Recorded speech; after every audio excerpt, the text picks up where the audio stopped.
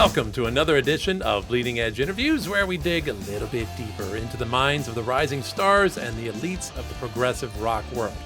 I'm your host, Stupid Dave. Thank you very much for joining me. I really do appreciate it. Now, if you've been paying attention, it seems like my interviews this year have really swung between the extremes of the veteran statesmen and the rising stars of progressive rock. And in keeping with this pattern, today I'm going to be chatting with a couple of the rising stars in the progosphere, those in the persons of Dan Smith and Anthony Puliafico of Professor Caffeine and the Insecurities. Now, if you haven't noticed, their self-titled first full-length album, they've had some EPs out, that is out now, and it's gaining them a lot of positive attention for its unique blend of diverse influences and styles, and creative and heartfelt lyrics. And the album, as it turns out, has been a long time coming. And like a number of long gestating albums we've heard in the past year or so, it does seem the time spent allowed them to really craft a gem just the way they wanted it. So, get comfy, relax, sit back, and enjoy my conversation with Dan and Anthony of Professor Caffeine and the Insecurities. So, you guys, part of me wants to say you're a newer band because you've come to my attention recently, and at the same time, you're not. You've been building towards this, your first full-length album for a number of years now. You've got 3 EPs in the past, going back at least 9 years, if not longer, obviously, because I don't think you just got together the first day and made an EP, so you were working on that for a bit. And all of a sudden, you're getting bit more very positive attention out there in the world. So I'm very curious how that feels for you guys to suddenly start getting like this more widespread attention. Feels great. I mean, we just like you said, we've been at it for a long time. So all the way back to the first EP, that was just kind of a solo project that I started and just did pretty much all the instruments myself on that, minus like a few bits and pieces here and there. And I don't know, we just kind of been like, I don't want to say spinning our wheels, because that's a bad way to think about it, but kind of just grinding. What'd you say? Grinding. Yeah, grinding. The COVID definitely put a big stop to that. Mm-hmm. So I think we were in a pretty solid trajectory up. And then just kind of the world ended. So for a little bit, and it was good though, because it gave. I know for me, I needed the break. So it gave me some time to like actually focus on what I want to be doing musically. You know, why I am. You know, because we're not making tons of money doing a band. It's just a money pit. So like, it was one of those things where like. I think the big reason why the latest record turned out so good is because we were able to kind of like shift focus and really work on the music we want to work on and not just force out songs just to put songs out, you know? But yeah, Anthony, you got anything on that? Yeah. So I know we went through a lot. Like I joined 2018 officially, but I know we were talking for a while, 2017. But like Dan and I go back to high school together. So like we had, our bands were playing with each other at the time before this even. Actually, my first crappy band was the drummer for that band is our drummer now.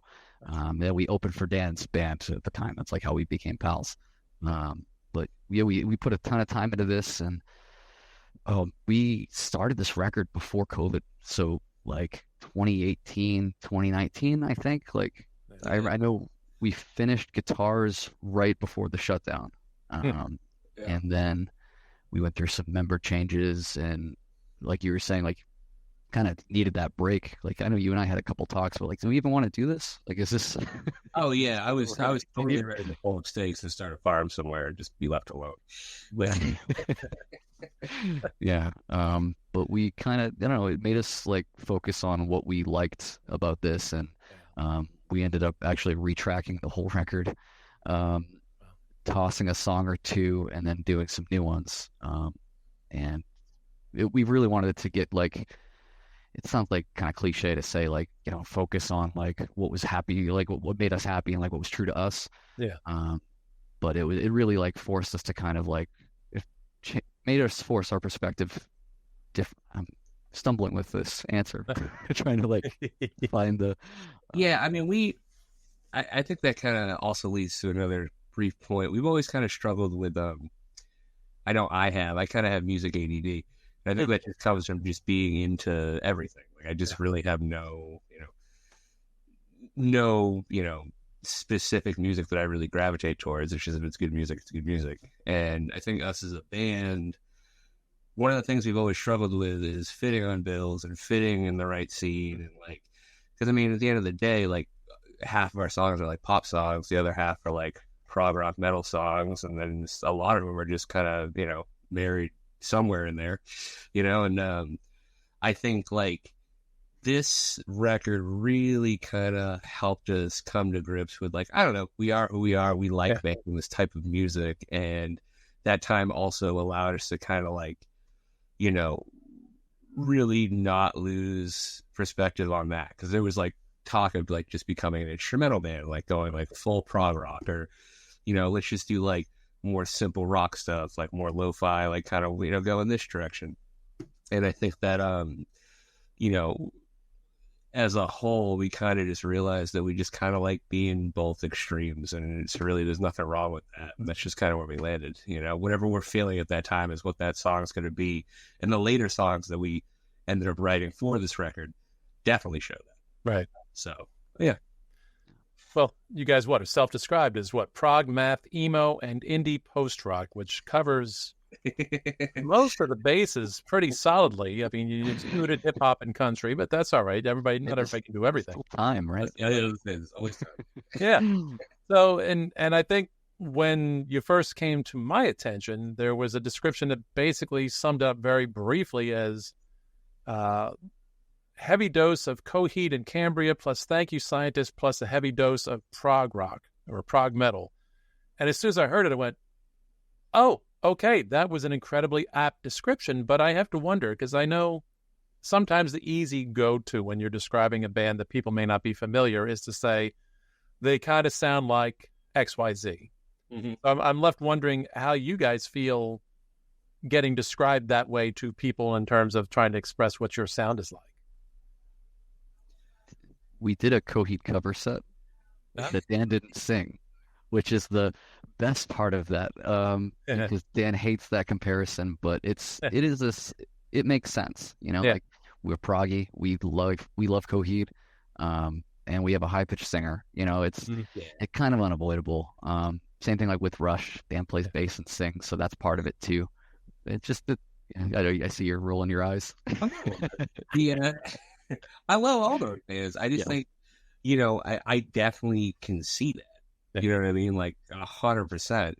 Do I ever think when writing this stuff about any of those bands? No, not really. It just has never come to my forefront. But yeah, when I hear the end results, I'm like, yeah, okay, I can kind of see that. Yeah. So, how would you guys describe basically the origin and development of the band? Like, where are your influences? Where do they come from? Oh, you want to go first? Yeah. So we all kind of we meet in the middle on a lot of things. Like lately, I've been really into like singer-songwriter, like female-fronted bands, like Boy Genius and Julian Baker, a few Bridgers. I love Animals as Leaders. Dan actually got me really into Dillinger Escape Plan a while ago, and I've never been able to like stop listening to them. Glassjaw. So like those are some really big ones. I love Thrice. Seven Dust, I actually started listening to it again recently. And it's cool to revisit an album you loved when you were a teenager that like holds up. Yeah. Like, oh, that's great. But yeah, all that, like actually I saw you did an interview with Sam Vallon. I love Caligula's Horse. That new record is incredible. Yeah. I could name bands forever. Did if you want to take this.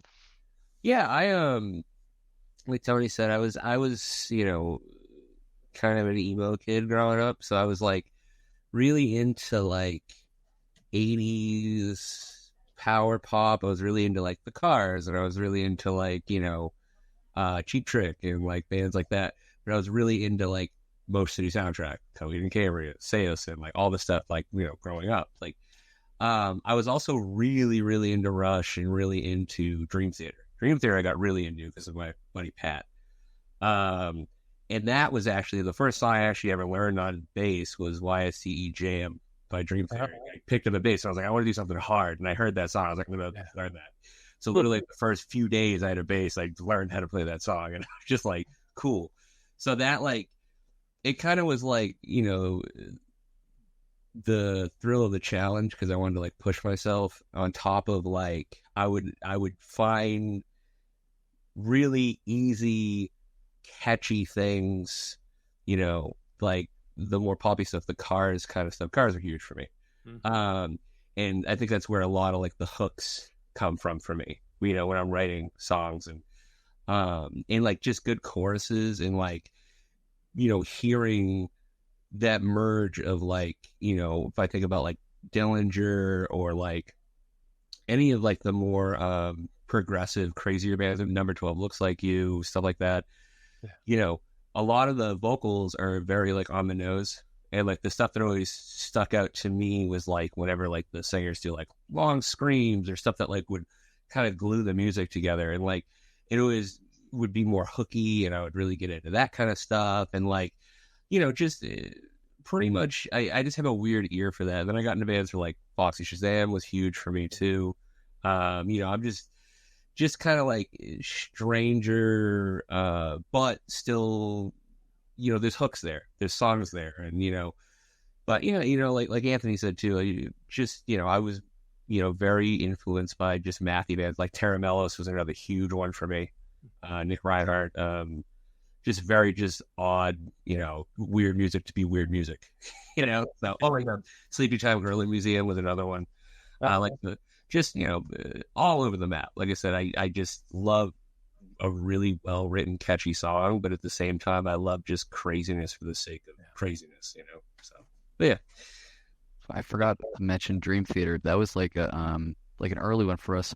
A lot of my like current like closest friends right now were at the same Dream Theater show in like 2007 or 8. It was Dream Theater, Opeth, Between the Buried and Me.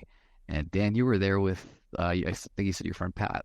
Yeah. Like I ran into you guys there, and then Kenny was there with me, our current drummer. Yep. And there were like some other friends were there too. It's just a funny, like kind of everyone I still talk to went to that gig. Our keyboard player is obsessed with Dream Theater. Like obsessed. Oh, that was just a big one for us. Which is funny because Dream Theater I feel like we also find equally as like goofy. Like, you know, we all just love any times like James LaBrie singing. It's just like, here we go. Yeah. But you know, you can't. Every one of them is just an absolute monster on their gender, you know. So. One of my great regrets in life is honestly that I missed that particular tour. That somehow I don't know what was going on at that particular time. Maybe I was too tight on money or whatever. The fact that later I go, wait, Dream Theater, Opeth, and Between the Buried and Me, and I'm not there? What coma was I in? I heard the opening band was I think 3. I missed them, and I heard they were incredible too. So they are one of my favorite hidden gems there, and my girlfriend will swear to you that their cover of See Emily Play trumps the original Floyd classic. So interesting. It really is a fantastic cover. It's amazing.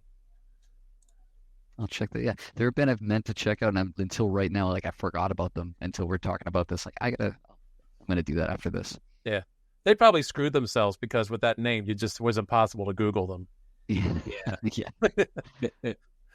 So, but it's funny because I think in a lot of ways too, having that wide variety of influences goes a long way towards making your sound rather unique. I mean, despite the comparisons to some of those other artists mentioned, like there is a uniqueness to the way you guys approach it with that balance between pop and then all of a sudden, you know, like the poppy hooks, and then all of a sudden, boom, like you're getting hit with this monster instrumental, or you know, throwing in some pianos and things like that, and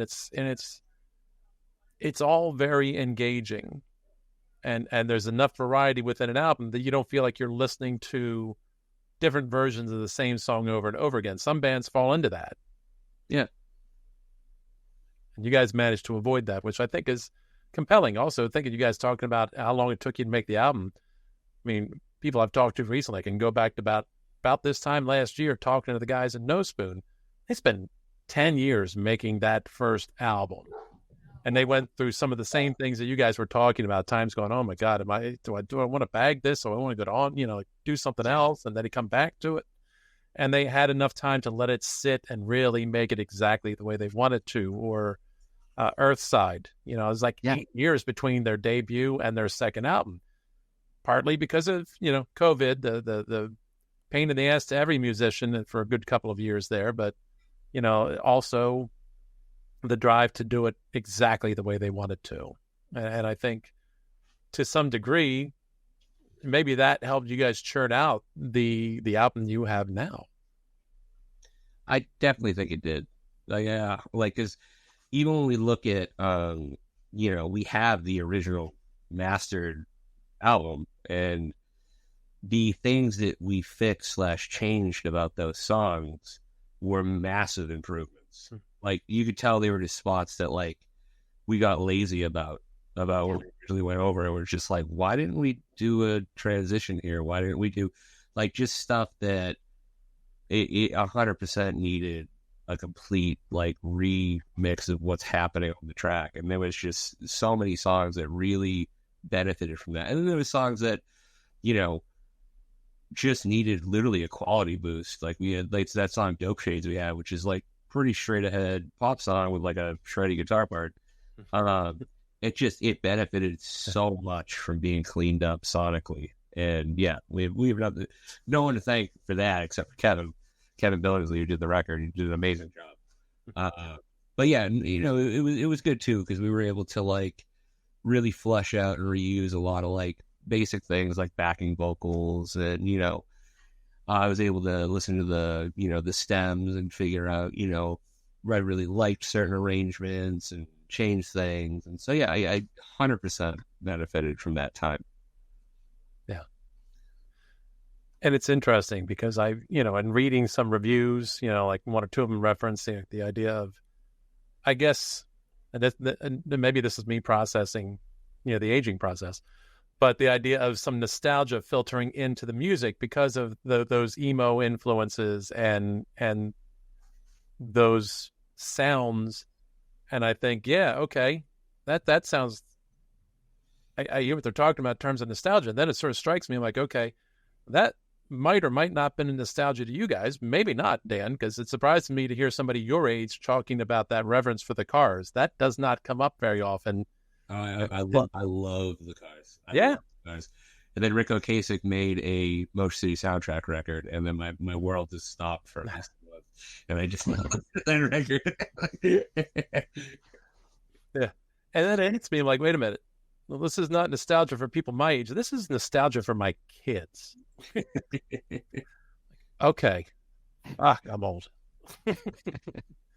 But I don't know. It doesn't seem like that would be your perspective at all in any way, that was something you consciously, at least, much less intentionally, went for in the sound of your music.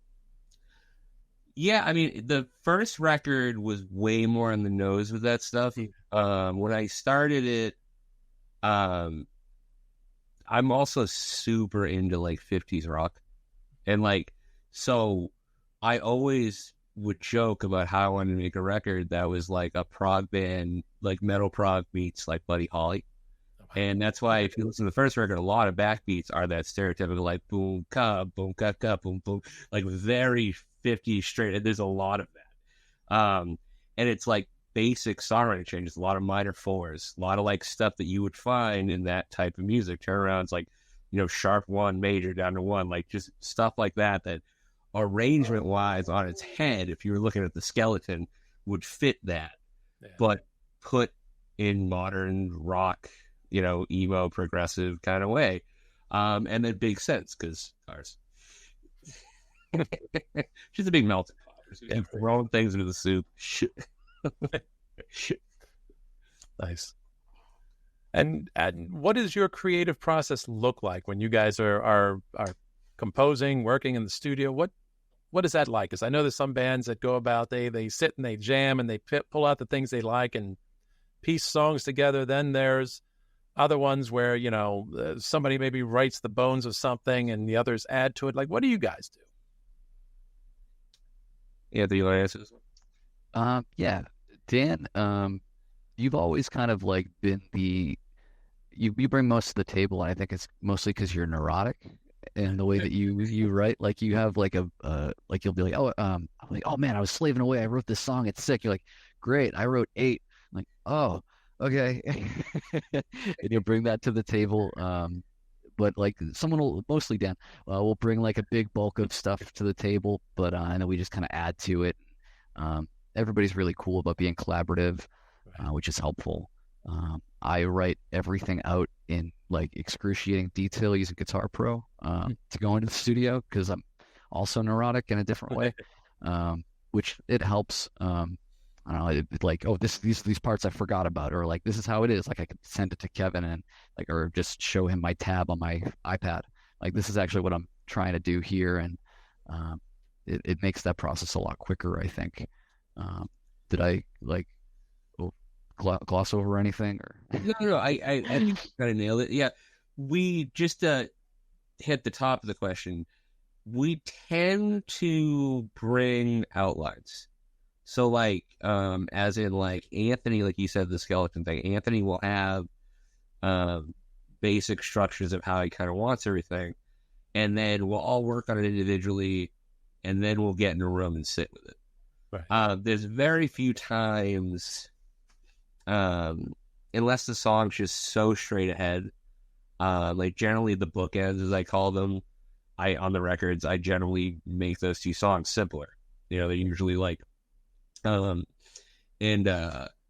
are usually pretty just, if I'm tracking all of them and sending you the pieces, it's like, well, what else would you really even do here, kind of thing. As we get into more progressive stuff, we all kind of will listen to our takes on the demos, because like everybody can do everything, drum machines, like, just slate and all that stuff. So like everybody will kind of listen to each other's demos, but we'll send each other instrument versions with like, if I'm working on bass, there'll be a bassless version of Anthony's song.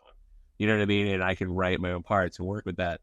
And then, then eventually we'll get in a room together and play through the stuff. And then, like we had it happen with Chunky, where Anthony pretty much had the song written out, had some basic chord changes. Me and Ken laid down bass and drums and kind of built everything up. And then we went back and forth on parts. And literally the whole big, huge outro to that song was written in the room like a few weeks before we went to go record it. So it's just one of those like, oh, I have an idea. Like, let's just use my bass line from the verse, and we just made it there. Right. So yeah, like it's definitely a little bit of a couple different approaches, but I would say mainly we have a good outline going in that everybody can build off of. But we're not crazy about getting in each other's way. Like we want to allow each other to be expressive. So I'll have guitar parts, and if they're not just like basic chords to hold the song together, literally glue it together, it's like, yeah, just do what you want. Like, the idea is there. So but yeah, a lot of stuff too on top of that. We've been like with Kevin was really cool. Like, that part sucks. You can do something better than that. Or like, well, my favorite part about doing any recording is like listening back and then just being like, oh, well, I want to throw this little extra thing here, or it needs like a weird dropped baritone guitar here for some reason. Like there's a lot of 7 strings layered on this record for some reason too. Just like there's like a really heavy single coil, like Dan Electro baritone on there, on like I think Astronaut and Chunky. That's just like really gross and grimy. It's there if you can hear it with like nice headphones, but it really makes that part more beefy towards the end build, and it's just really cool to like just go in and throw auxiliary guitars down, or auxiliary keyboard parts, or whatever else. Yeah, I feel too we're in a weird situation where we've known each other for so long, and we have so much love and appreciation for each other, like brothers, that we're not afraid to beat each other up, and like we know it's not coming from a bad place. Right. If I'm playing something, let's say Anthony will have no problem just telling me, don't do that. Like, we got to come up with something better there. Or like, vice versa. Like we can go back and forth. I mean, they're not taking it personal. It's like the whole goal is always what's best for the song. And I think that always helps get the best result. Pardon me. Good thing I've got a mute button when I have to cough. So yeah, and I think that's some of the best thing about a band that's been together for a long time is learning each other's quirks and styles and how to play within the scope of that, where you can give good, honest feedback without it being a matter of there's bruised egos all over the place. It's sometimes that stuff's hard to, like, if there's parts that you get really attached to, it is hard to navigate around that.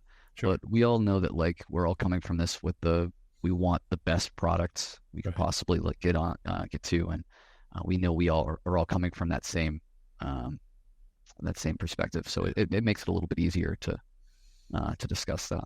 Yeah, nobody wants to write a bad song. Sure. Sure. For bull guys, let's make this awful.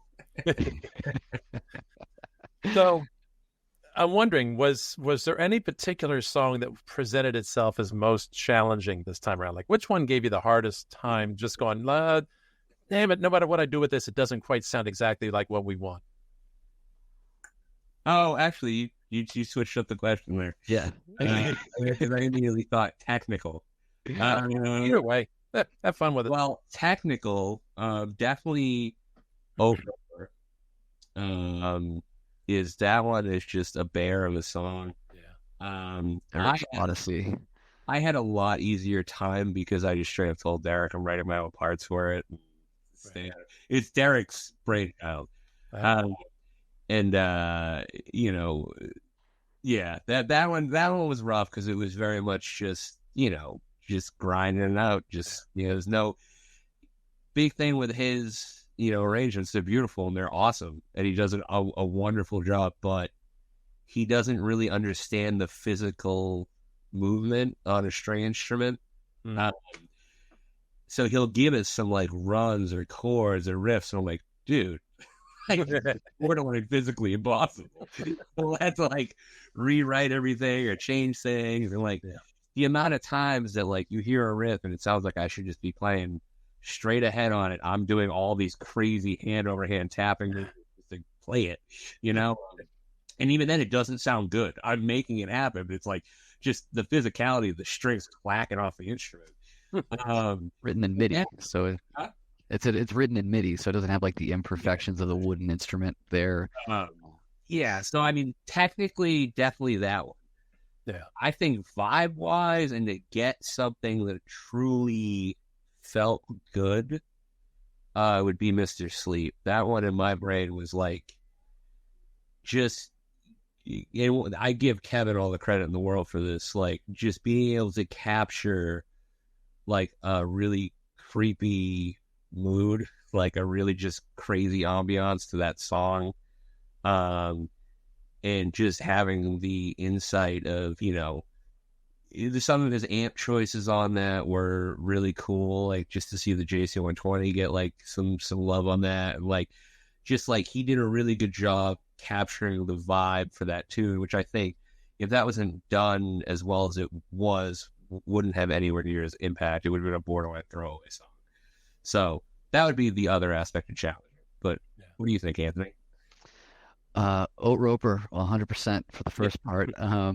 Yeah, that song's fully on a 7-string, and then my guitars, my red one I had dropped in like a baritone tuning with like 14 gauge strings on there, so they're just thick ropes.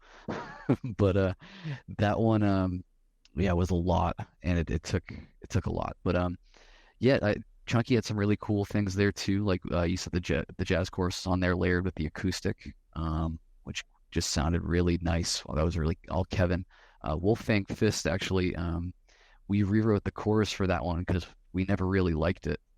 It was just kind of like something that, like to what Dan said earlier, like something lazy. That chorus was just 2 chords, and I wrote it in Guitar Pro with like this goofy 80s lead on top of it. I didn't think it was going to be a Prof Cap song. But we changed the chorus. We added like 4 chords, 2 more, and then crazy. I know, right? 5 chords. Is there 5 now?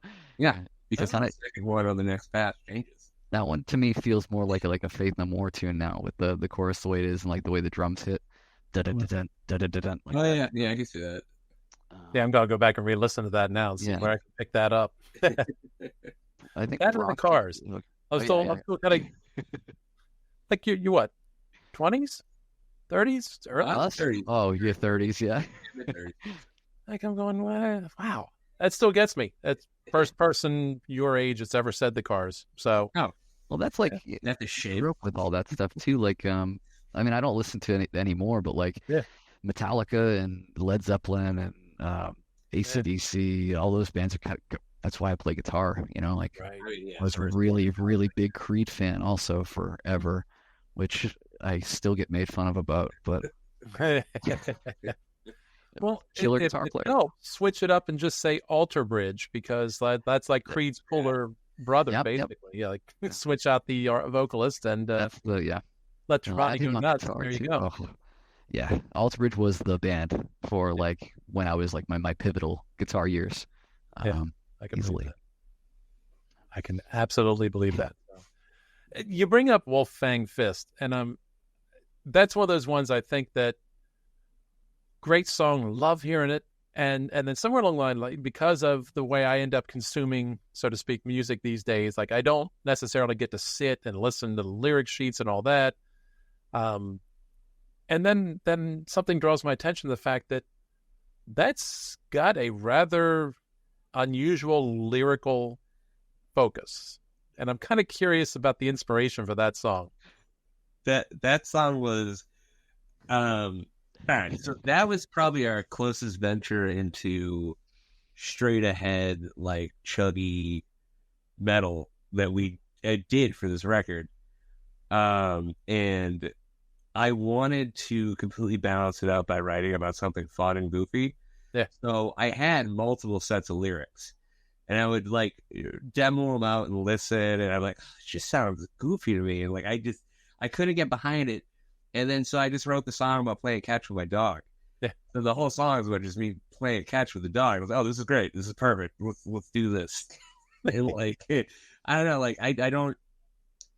If I'm not like feeling what I'm writing, then I just can't, and I had way more passion about playing catch with Penny than I did at anything else at that moment. So that's where that came from. Which Love Penny.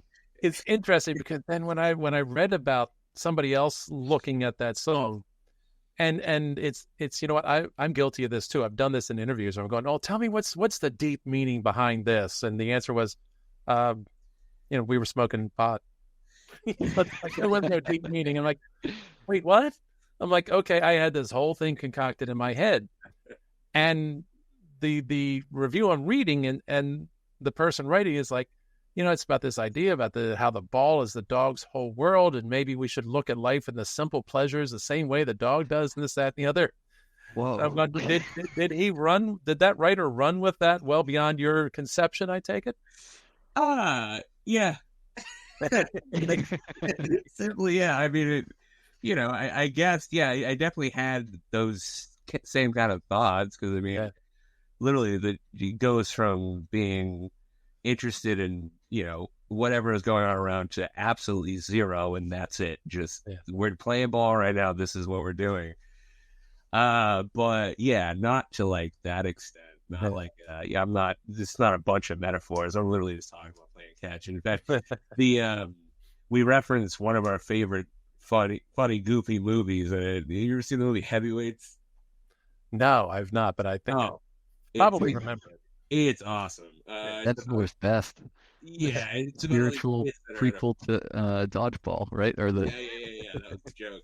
But, all these kids go to a fat camp, and Ben Stiller buys the fat camp, and he's like this crazy fitness lunatic, and that's not what it was about. And there's a scene where one of his guys that he brings in has a system. He's a very like heavy German accent. And he calls it the buddy system, and he screams "buddy" at them when they're in the pool, and they scream "buddy" back, and that's what the bridge is. It's just like screaming "buddy" back and forth.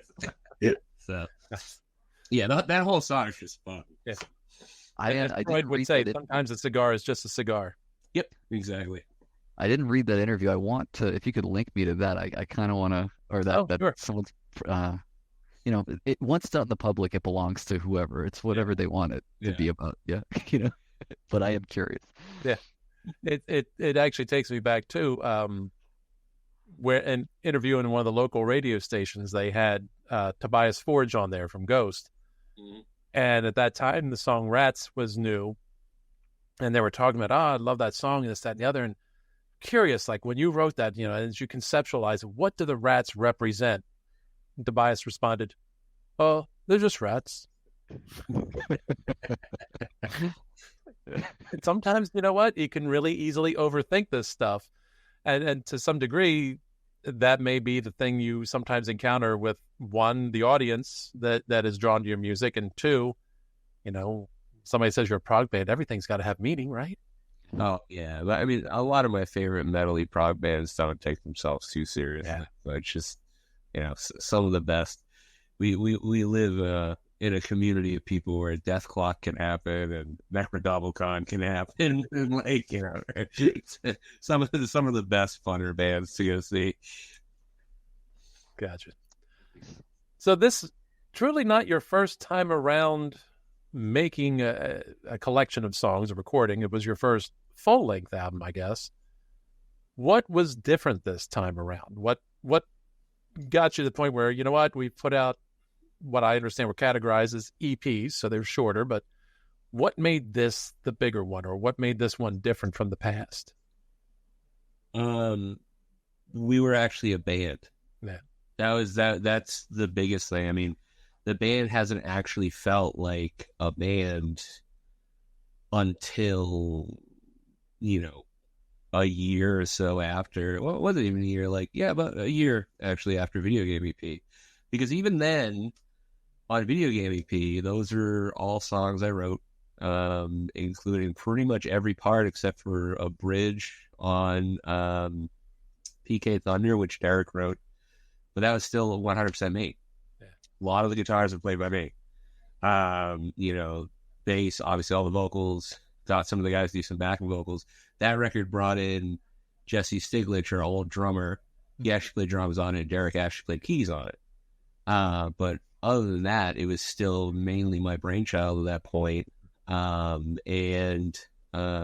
So this time around, we'd had years to work together and actually start bouncing off each other writing-wise. And it was just nice because it allowed me to actually not feel like I had to force out a whole record and actually just focus on making the best couple songs that I could, and I think Anthony and I, and Derek helps a lot too, but we're the primary songwriters. So it was this was the first time that we felt like we were actually working together as a team. So that's a big reason too why, with everything we've been through, we just decided to call it Professor Caffeine The Insecurities, because at this point, it's not just me, it's me, Anthony, Derek, and Ken, and Jay, So, and the first four are the core band that have been doing this for forever at this point. So especially me, Anthony, and Derek, we've been together for a long time.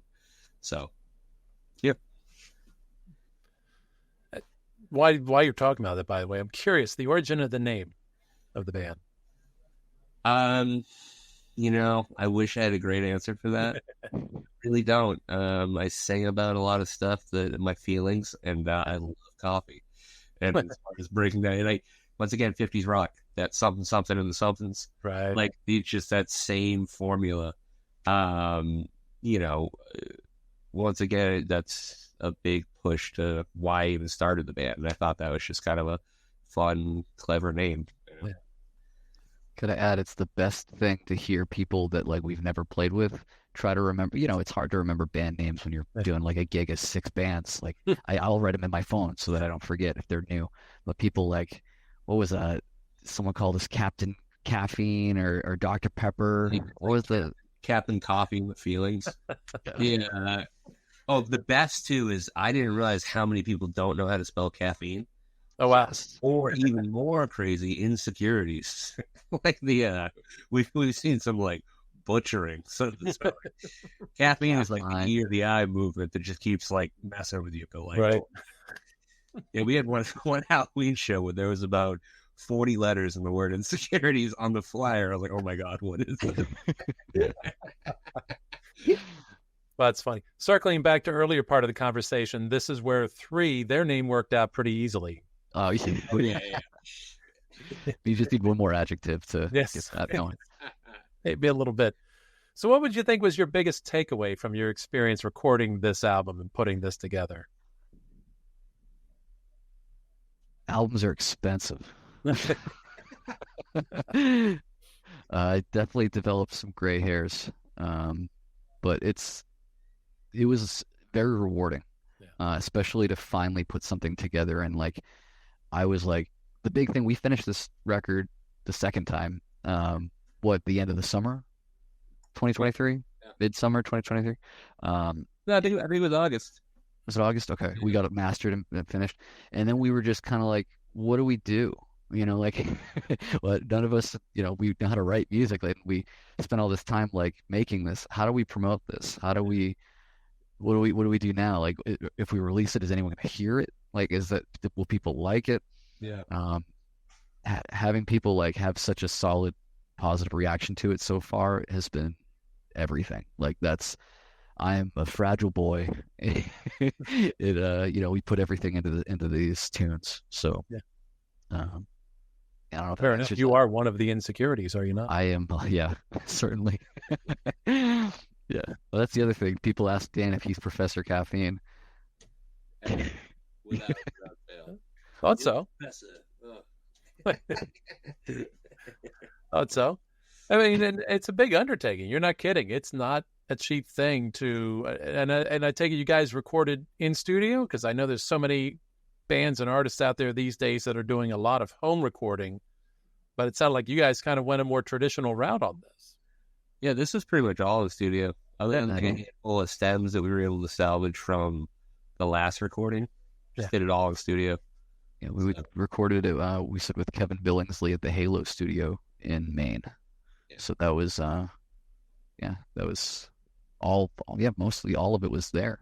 I don't think I did anything else. I think all of it was there. All the keys, all the organ.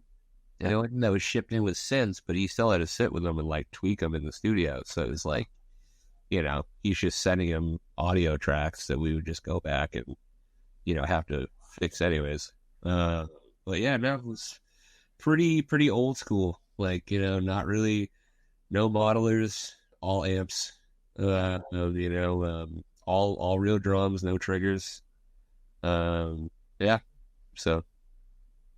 for that too, I listened to some of the tracks, and the drum sound kind of blows my mind how like clean it is, right? And how big it sounds for no included triggers whatsoever. Yeah. So, yeah, and that's unusual because for such a, what I would say, very modern contemporary sound, it doesn't come across as quote unquote old school, even a little bit, and yet it kind of is, because I almost feel like it's more common for me now to talk to people who are never in the same place when they're recording all their songs.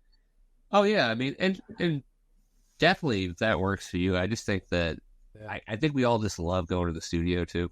Right. It's like, just shuts the rest of the world out for a couple of days, and like, it's just such a nice reset to just work on art together and just be, I hate to say left alone, but that's pretty much, it's just so you can just ground yourself and focus.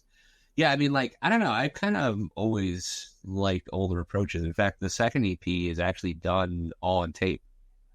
So, like, it's all done on 2-inch tape. So, which was, you want to talk about just an undertaking. Like, it was, we recorded the whole thing tape and then bounced it all down into Pro Tools. But it was definitely worth it. Like, the drums and the vocals sound awesome on that record. But I would never do that again.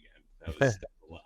So it'd be like we would do a bunch of tracks. I'm like, all right, cool. So let's sit here for 45 minutes as we bring everything off the tape machine.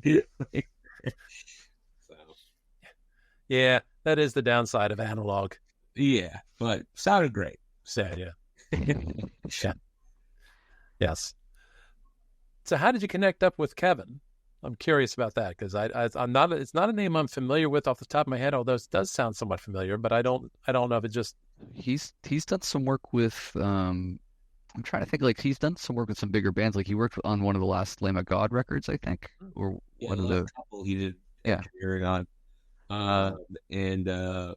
Yeah, he actually reached out to us. He was working with a friend of ours band, and they told him about us, and they showed him a couple of our tracks. And he sent us, oddly enough, he sent us a message on the last day we were recording the first pass of the new record. Oh, wow. That we ended up not. Yeah. And I was like, cool, like, good thing we just did this record. And I was like, hey man, like, we literally just finished a record, but we'll reach out to you if, we'll do an EP or something sometime soon, but we're just going to release this. And then we just hated the way that turned out. And, yeah. I think a lot of that too is just due to everybody's like mind headspace at the time. Like we kind of did that all isolated. We weren't together at all when we did the record originally. And, I think each take that we did wasn't our best, and it kind of showed. And no matter how many mixes we went through, it just wasn't quite there. Yeah. But we, when we went to Kevin, we only did initially we were just going to do an EP. We were going to abandon. I don't know if we said this earlier, but we were going to abandon the whole thing, and we recorded. Yeah, we recorded Astronaut and Chunky, and those are honestly my two still favorite sounding songs on the record. But that we were like, yeah, we have to give these songs what they're due. It needs to happen. Yeah. Wow, you're good enough to have the foresight. Yeah, we're good enough. You're good enough foresight to think like, hey, like, these actually deserve a fair shake. And like I said, was good because once again that gave us time to revamp those tunes. So a few of them we even released. Like we released Wolfang Fists, Dope Shades, and Spirit Bomb, and no one knew. Any idea? Yeah, that was kind of why we were worried about like, oh, no one's going to hear the record if we just put it out there.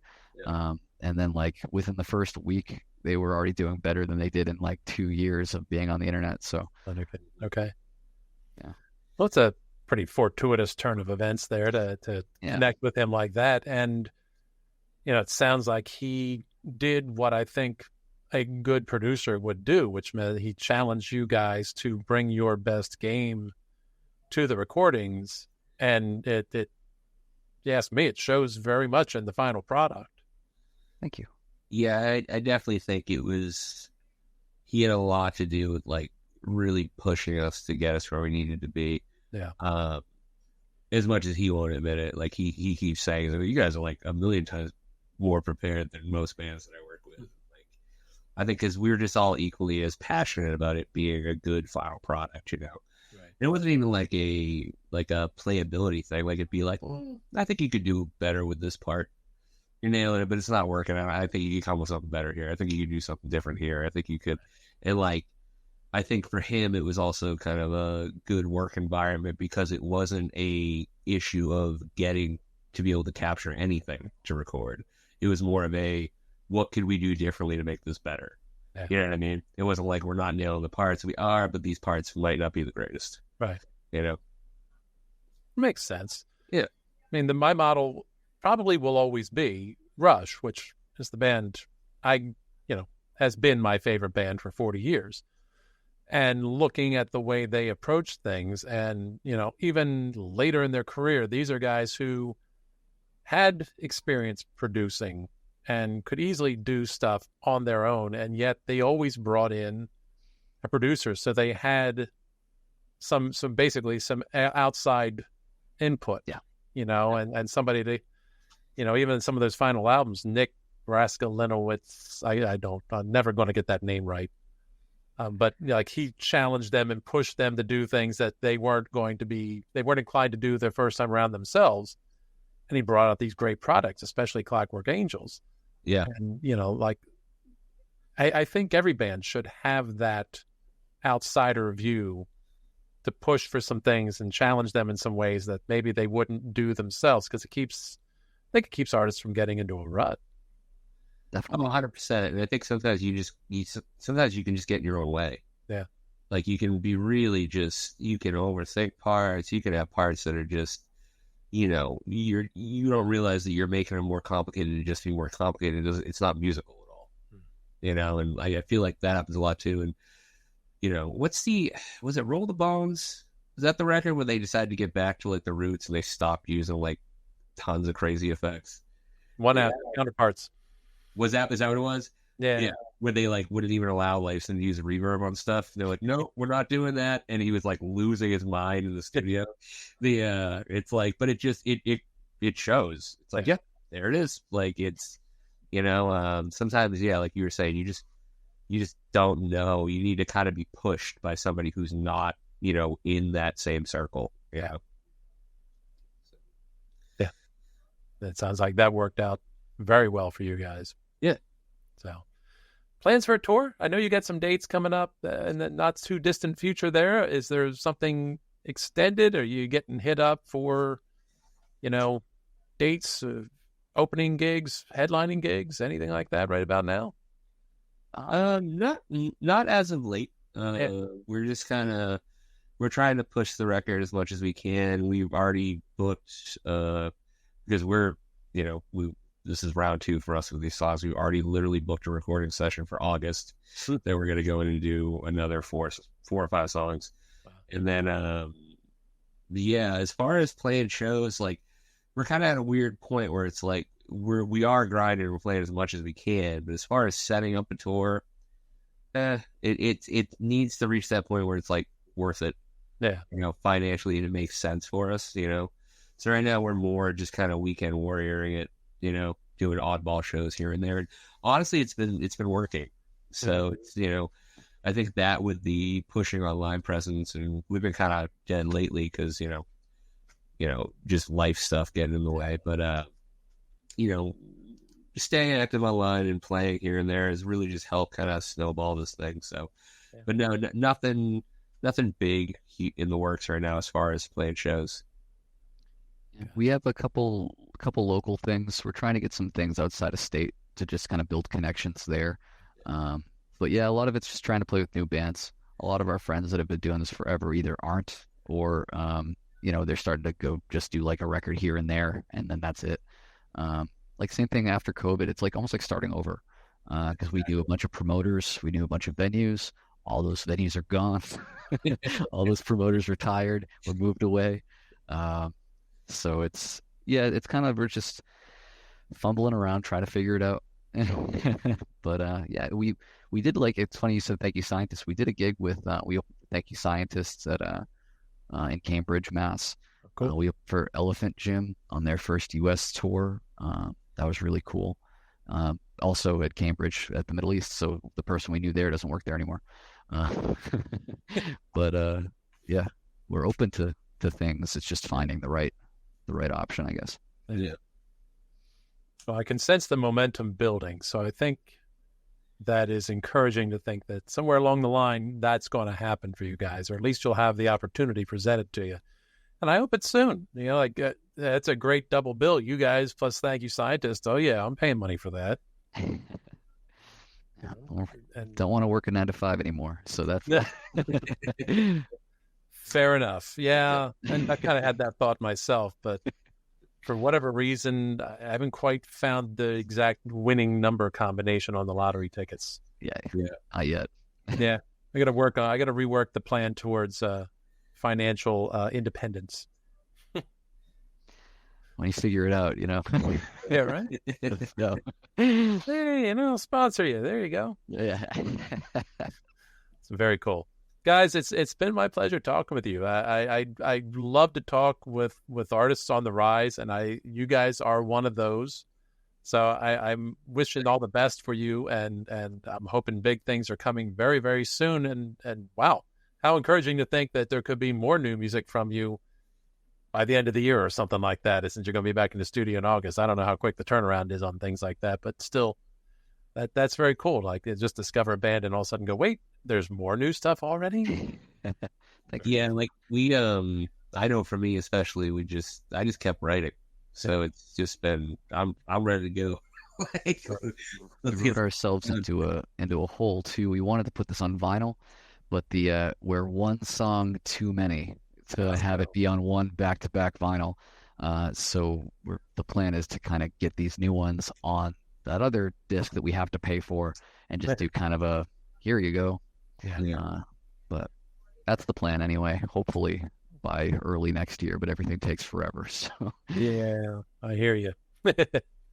Well, guys, best wishes. I hope it goes smashingly for you. Keep an eye out. Tony, I'll send you the link to the review. Please do. But keep your eye out, because everything I'm hearing has been very positive, and frankly, what I've heard myself of the music, really digging it. Like you've got something unique going on here, and I think that's almost one of the best things you can say, especially if you're playing in that progressive genre or one of the adjacent categories. Huh. Thanks so much, Dave. Thank you very much, man. Thank you for the interview. This is great. Absolutely. Really nice talking with you. All right, guys. Well, take care. I'll let you go. Have a good night, and I'll let you get on with your evening. I think I had a stroke. I don't know what happened. Get late, yeah.